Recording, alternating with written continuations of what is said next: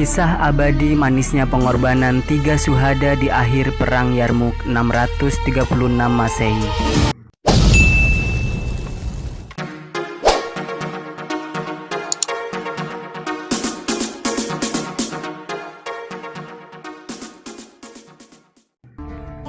Kisah abadi manisnya pengorbanan 3 syuhada di akhir Perang Yarmuk 636 Masehi.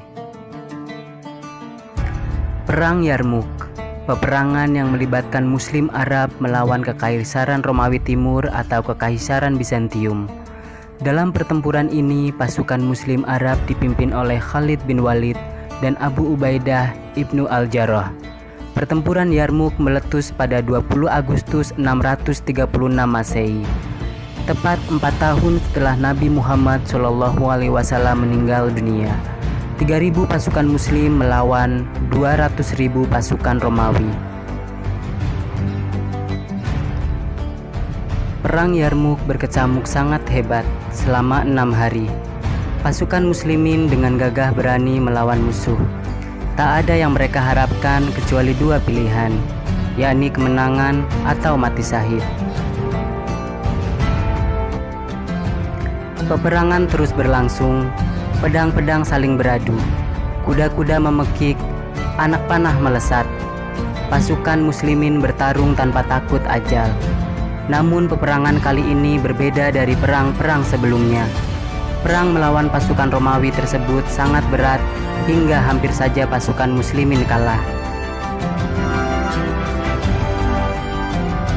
Di saat yang genting ketika pasukan Islam hampir mundur, sesosok sahabat Rasulullah turun dari kudanya. Ia mematahkan sarung pedangnya, lalu maju ke barisan paling depan, menyemangati pasukan Muslimin lain. Ia pun berseru sembari menerobos pasukan Romawi. Sang sahabat Rasul yang pemberani tersebut ialah Ikrimah bin Abu Jahal. Seorang putra dari musuh terbesar Rasulullah SAW tersebut selalu berada di barisan terdepan peperangan. Terhitung sejak ia beriman hingga ajalnya, ia tak pernah absen dari panggilan jihad, tak pernah absen di setiap peperangan. Ialah salah satu prajurit handal andalan umat Islam. Saat menerjang pasukan Romawi yang memiliki peralatan perang tercanggih kala itu, Ikrimah tahu konsekuensinya, yakni terbunuh di tengah kancah peperangan. Namun saat sahabatnya, sang panglima kebanggaan umat, Khalid bin Walid melarangnya, Ikrimah tetap maju tanpa gentar. "Jangan kau lakukan, wahai Ikrimah. Jika kau terbunuh, keadaan akan semakin gawat," seru Khalid bin Walid. Dengan menatap penuh cinta kepada Khalid bin Walid, Ikrimah menjawab, "Menjauhlah dariku, wahai Khalid. Engkau telah lebih dahulu bersama Rasulullah, sedangkan aku dan ayahku dahulu adalah orang yang paling keras permusuhannya kepada beliau Shallallahu Alaihi Wasallam. Pergilah, tinggalkan aku, biarkan aku menebus segala kesalahanku dulu. Tidak pantas bagiku untuk lari dari Romawi. Itu tidak mungkin selama-lamanya," ujar Ikrimah. Dan Ikrimah tetap maju dan berani. Ternyata keberanian Ikrimah menjadi pemicu semangat Muslimin yang lain. Pasukan yang tadinya hendak mundur tiba-tiba kembali bergairah untuk meraih predikat mujahid. "Siapa yang bersedia berbaiat untuk mati?" seru Ikrimah. Muncullah Al-Harits bin Hisham yang turut maju mengikuti langkah Ikrimah. Ia turut menghunuskan pedang dan menembus pasukan Romawi yang tangguh. Satu persatu Muslimin pun turut serta, hingga 400 pasukan Muslimin pun mengikuti keberanian Ikrimah.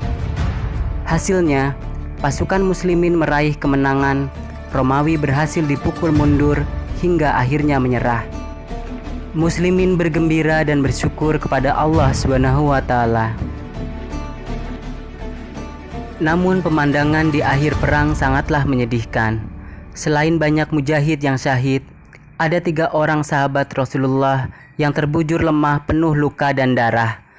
Mereka bukan lain adalah Ikrimah bin Abu Jahal dan Al-Harits bin Hisham yang gagah berani maju melawan Romawi.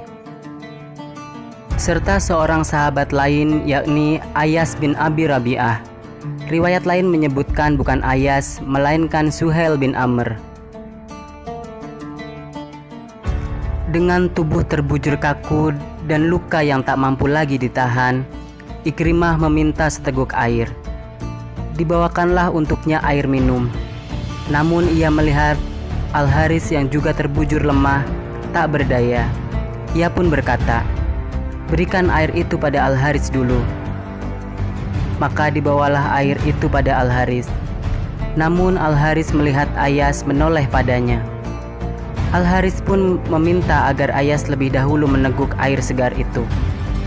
"Berikan air itu untuknya saja," kata Al-Haris.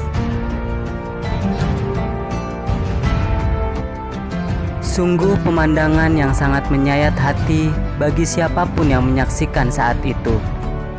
3 sahabat yang dalam keadaan sekarat penuh luka, tak lagi memikirkan keadaan dirinya sendiri. Kemudian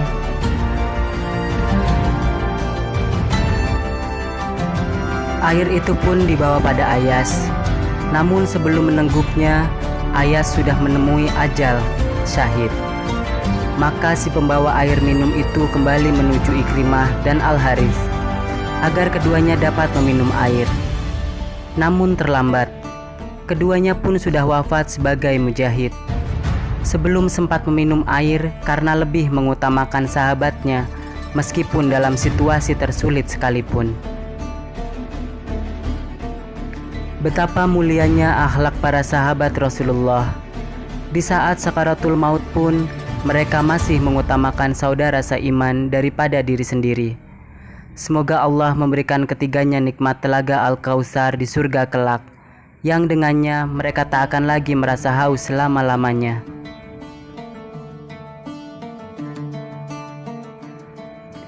Begitu mulia sifat yang ditampilkan oleh mereka, para sahabat Rasulullah. Sifat para solihin, orang-orang yang soleh, yang memiliki jiwa-jiwa besar. Mereka benar-benar mengamalkan firman Allah Ta'ala, dan mereka mengutamakan atas diri mereka sendiri, sekalipun mereka dalam kesusahan.